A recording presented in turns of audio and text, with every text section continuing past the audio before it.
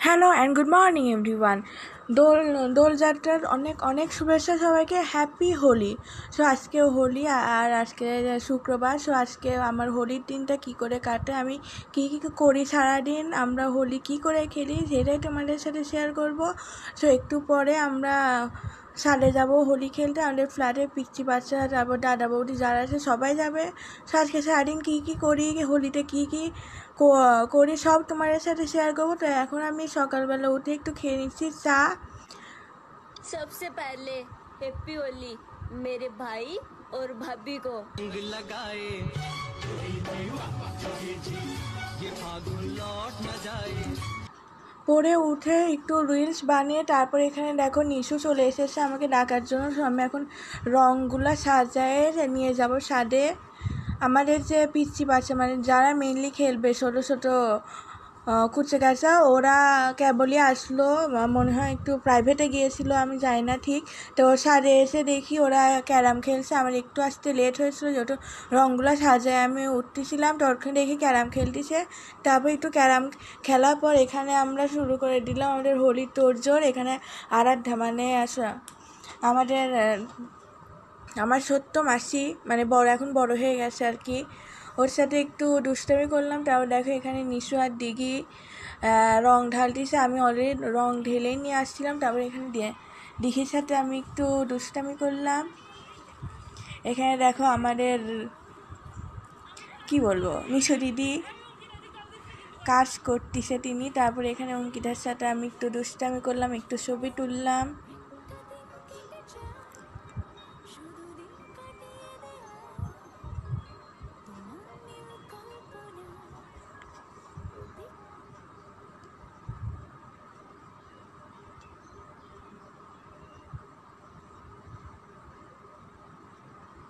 এখানে মাসি আমাকে রং দিয়ে দিচ্ছিল, আর এখানে ও পিছনে রং খেলা চলতেছে। তারপর শুরু হয়ে গেল আমাদের মেইনলি রং খেলা।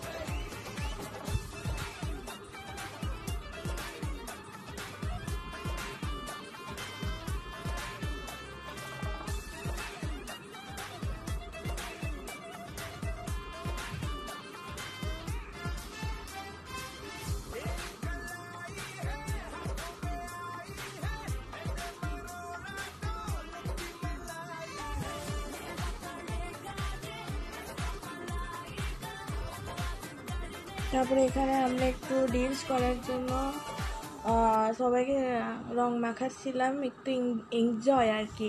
নিশু দিদিকে অনেক কষ্ট করে আমি এই ভিডিও করার জন্য রাজি করেছি।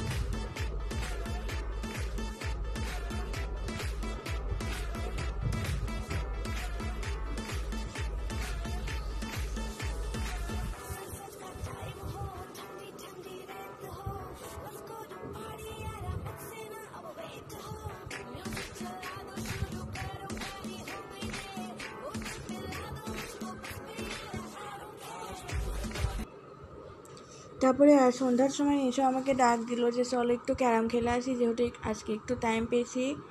তারপর ক্যারাম খেলে ঘরে এসে বাবা মিষ্টি এনেছিল, এটাই খেলাম। সো এভাবেই গেল আমার দিনটা।